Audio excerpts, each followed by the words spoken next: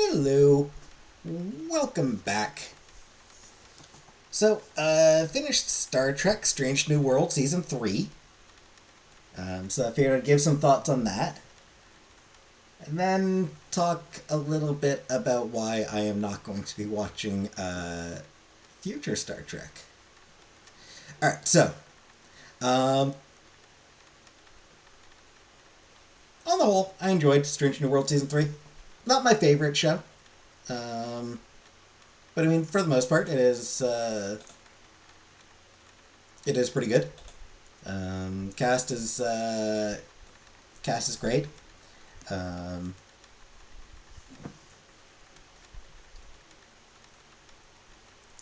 there were definitely some very good episodes this season. Uh,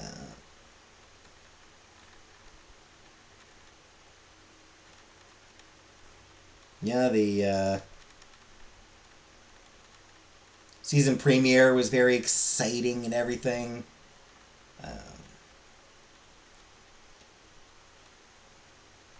Wedding episode, fun idea, but it was more of the Spock Chapel romance, and I've never cared about it. I've never been sold on the Spock Chapel romance. And the episode is sort of meant to wrap it up. It introduces Roger Corby, her new Chapel's new beau. He did appear in an episode of the original series, um, where he was somebody that Nurse Chapel had previously been involved with. He was her ex in that episode. So this is where he's introduced here, and show that they care for each other, love each other. Um, so the episode is pretty clearly meant to. So I guess the point of the episode is sort of like, okay, so the romance, the Spock Chapel romance. Okay, we're gonna move on from that now. Which, good fucking riddance. Again, I've never bought into that romance. Um,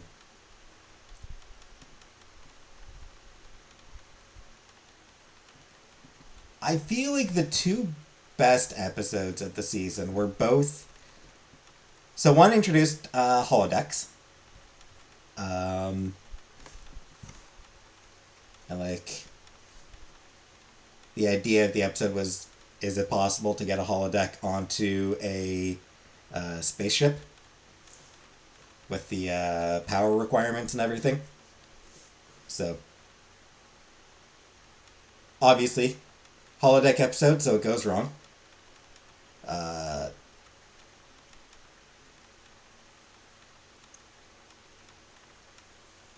it starts a relationship between Lon and Spock, because fuck forbid either of them have stories that aren't about their romantic relationships at this point. Um, they really love Spock's romantic life and Lon's romantic life. I don't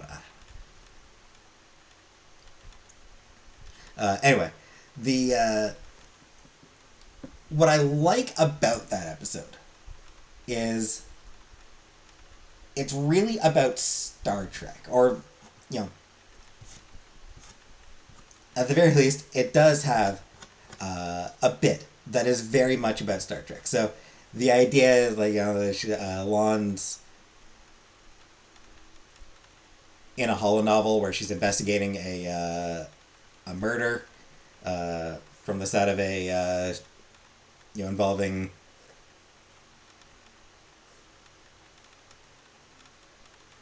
involving the cast and of a show that was very clearly uh, a Star Trek parody,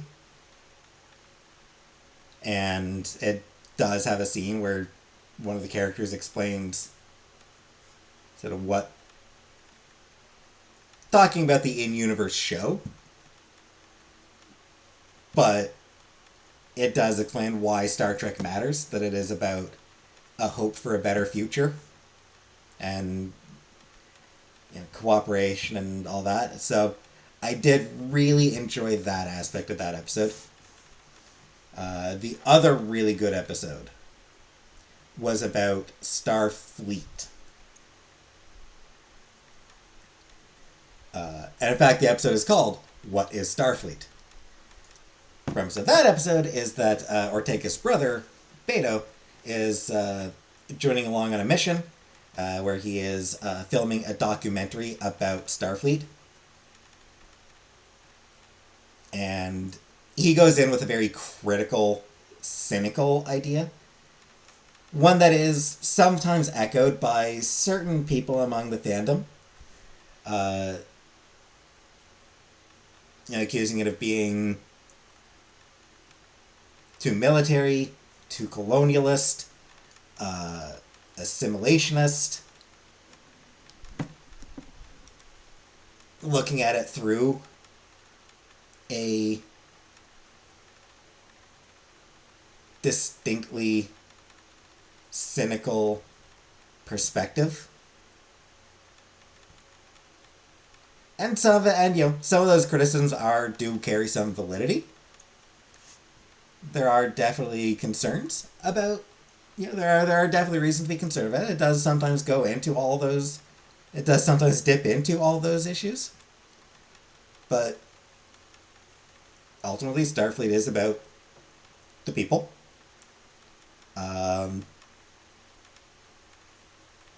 It is about people who want to do good, who want to help, who want to make the universe a better place.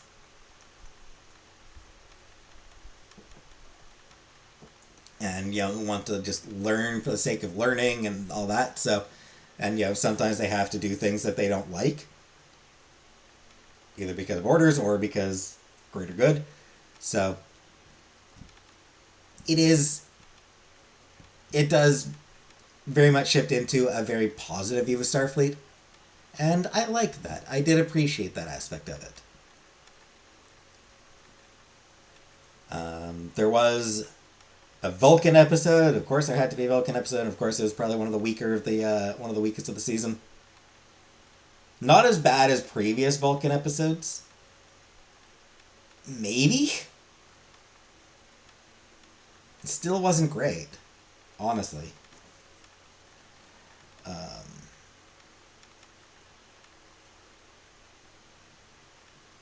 It does find a justification for how giving somebody Vulcan DNA automatically gives them Vulcan logic as well, because Vulcans are not naturally logical. That is something that they work at. By nature, Vulcans are exceptionally emotional and very violent. So they, threw in some bullshit about how the serum that turned 4 crew members Vulcan, it also gave them sort of. It also included something that changed their brains to include Vulcan training and shit like that. Whatever.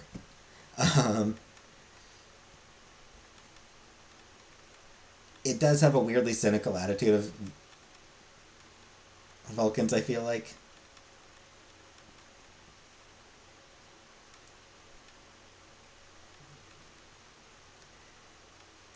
One thing I will say,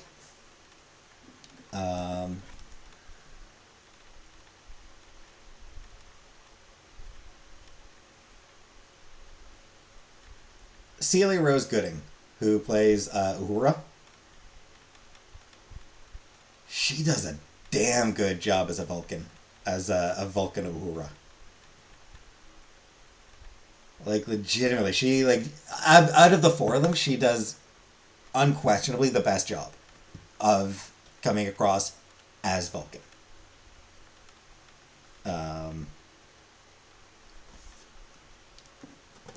Much as I like Ethan Pax,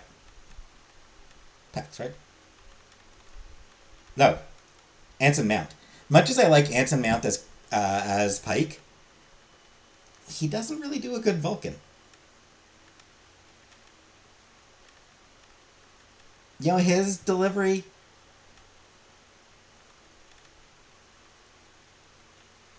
it is very robotic. Very, not just monotone, but robotic. And sometimes weirdly loud. The Vulcans do not speak robotically. They speak precisely. They speak professionally. But they do include intonation. Mount didn't really seem to get that part, so he didn't include the intonation.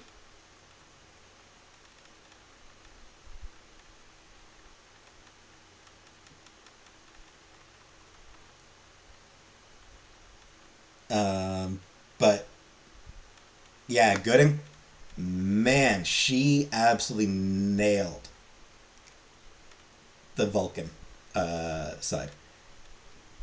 Cause she's still like, oh, I don't know. It was just absolutely perfect. It was exactly what Vulcans are like, um, or what they're supposed to be like. She's just great in general.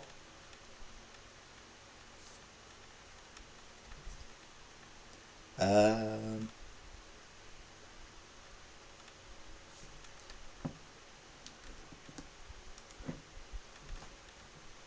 and most of the other episodes were good as well. That said, I will not mention this. There are two episodes about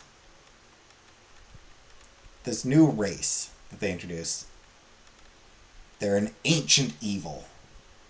They possess people and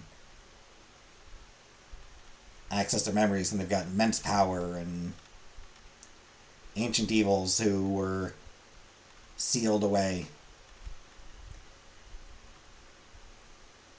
And they honestly just feel like shitty paw wraiths. Like, genuinely, they just feel like less interesting versions of paw wraiths from Deep Space Nine. Like, just shitty versions of them.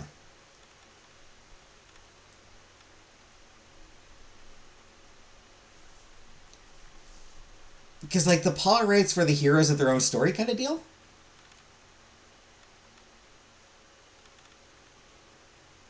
Whereas these guys, they're just.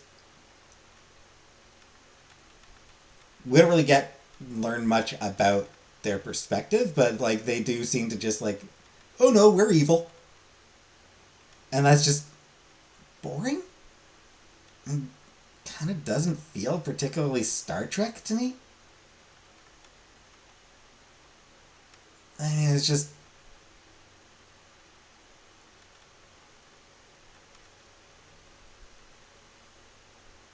Like, the way they're dealt with is just didn't work for me. Nothing about that entire plot worked for me.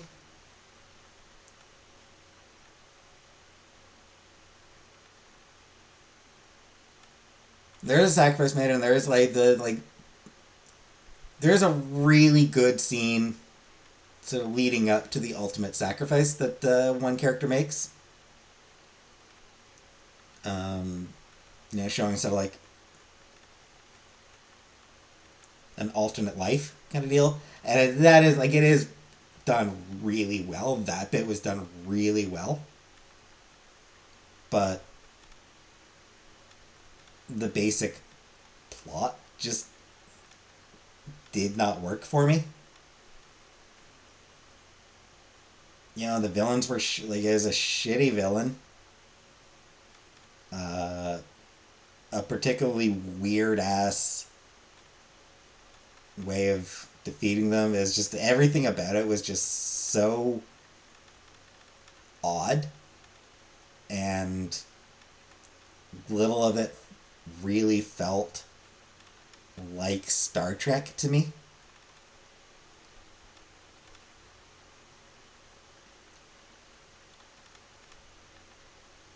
Um, Another thing I'll note: as fun as it is having Scotty there, like the young Scotty there, And it's interesting seeing him like younger, less confident about himself.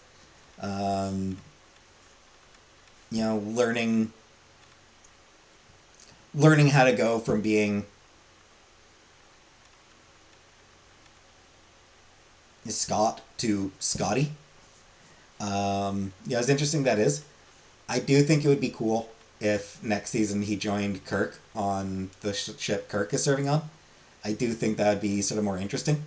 Because like it's cool he's there, but like I don't know. I feel like a big part of the appeal of Strange New Worlds was the original characters. Obviously Pike wasn't original, but he only appeared. We didn't see much. We didn't learn much about him in the original series. He was the pilot, and then the pilot was sort of reused for an episode of the original series. So he was there, but he was still largely a blank slate. Number one as well, very much a blank slate there. Uh, and then Uhura. It was cool having like just Uhura as the classic character that is still part of the cast. And Chapel, I suppose. But again, Chapel didn't really get to do a whole lot in the original series. Neither did Uhura, for that matter. Um, Not a huge amount. But it's cool seeing Uhura as, oh, this is the young, inexperienced Uhura. That's pretty cool. And, obviously Spock there as well. But, it's starting to fill up too much of the original series cast. Kirk isn't actually part of the main cast, but he's getting damn close to it. He shows up often enough that it's pretty soon they may as well add his name to the main credits. Spock's there, Uhura's there, Scotty is there now, Chapel's still there.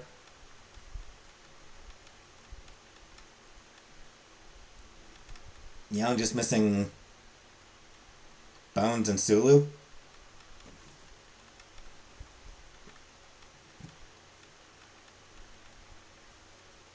So it feels like the classic characters are starting to kind of take over that show, and I would prefer that they try to keep focus more on the original ones, the original characters. And I'd like those original characters to get more focus in general.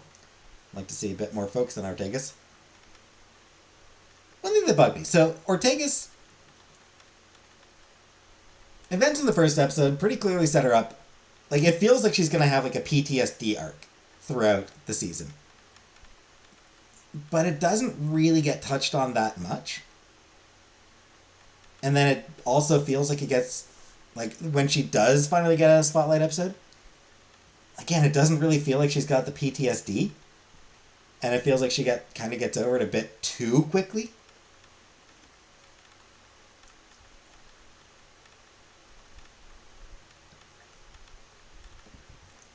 And another complaint: second season in a row that they have had literally zero queer content. Literally zero. Just absolutely nothing at all. Not a reference, not a throwaway line, not a background thing. Just absolutely nothing. And it's very disappointing, and it's starting to feel like Paramount is backing off queer representation in Star Trek entirely. Like they obviously couldn't with Discovery because that was baked in from the start with Stamets and Culber, and then season 3 introduced what's their name, Adira. Um, so like Discovery very much baked in. Oh yeah, we got queer shit here, so they couldn't really do anything with that one. But third season of Picard, they broke up the queer couple off camera.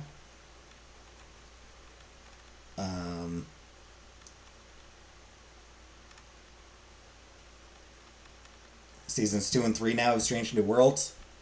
Absolutely nothing, not even throwaway lines. Yeah, first season had a couple of throwaway bits, but nothing major. But it was there. It was acknowledging that queer people exist, and now it's like I said, it really feels like Paramount no longer wants to acknowledge, no longer wants Star Trek to acknowledge that queer people even fucking exist, and that's really goddamn shitty. But not entirely surprising,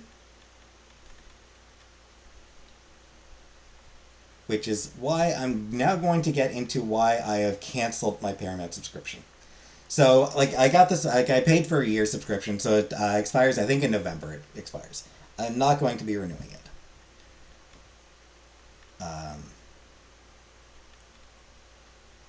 Largely because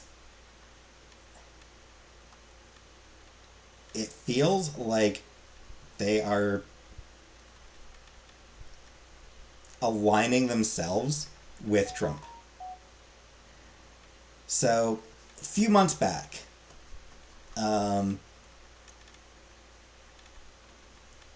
Paramount settled a lawsuit with Trump because Trump had sued them over a an interview they did with Kamala Harris last year, saying that it was saying that they edited it to make her look better. And I'm sure that Trump would be absolutely. I'm sure that he's definitely opposed to any editing that makes someone look better. Only acceptable when it's him or someone he likes. Anyway, so he had launched like a 20. I think he was suing for like $20 billion, an absolutely idiotic amount.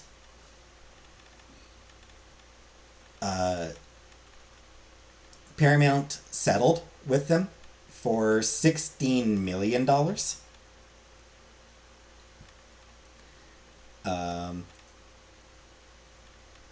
When Stephen Colbert called them out on that settlement, he ended up getting canceled like day after he called them out. They announced that he wasn't being renewed. Also, pretty much immediately after the settlement, Trump's administration approved an $8 billion merger with Skydance. Gee, I wonder if that might have factored into why they settled. Skydance, for the record, is run by David Ellison, who looks set to be the new CEO of this Paramount Skydance merger. He's going to be the new CEO, looks like, of Paramount.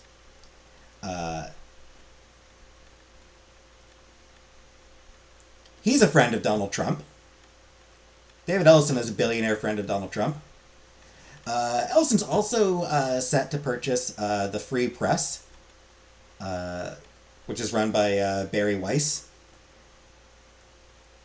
who is also very conservative and very, very friendly to Trump, and might be putting her in charge of CBS, which would slant news coverage even further in Trump's favor. So, yeah. Paramount is looking like it's really trying to align itself with Donald Trump, and fuck them for that.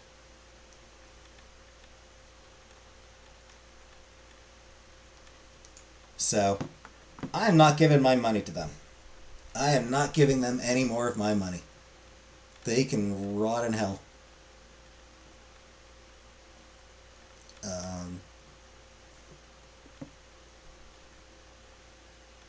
And it's a shame because I do love Star Trek. You know, the Star Trek is genuinely a huge part of who I am. It shaped a lot of who I am.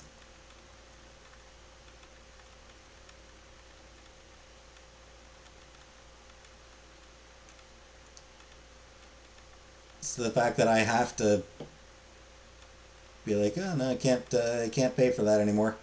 It's disappointing to me.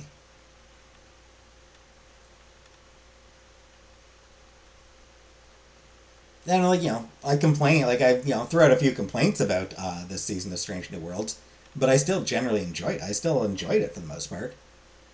That new Starfleet Academy, that show looks like it'll, that show looks pretty interesting. I was looking forward to that one.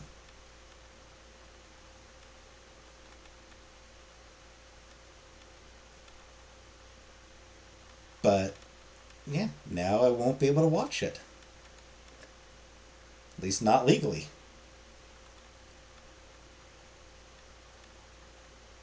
And that sucks. It sucks that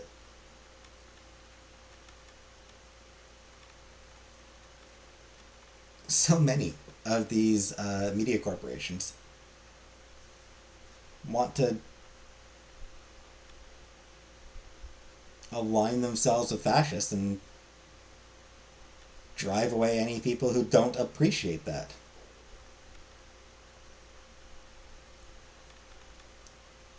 Capitalism sucks. Anyway, those are my thoughts on Strange New World Season 3. So, thanks for watching. And I'll probably see you in another video at some point, I imagine.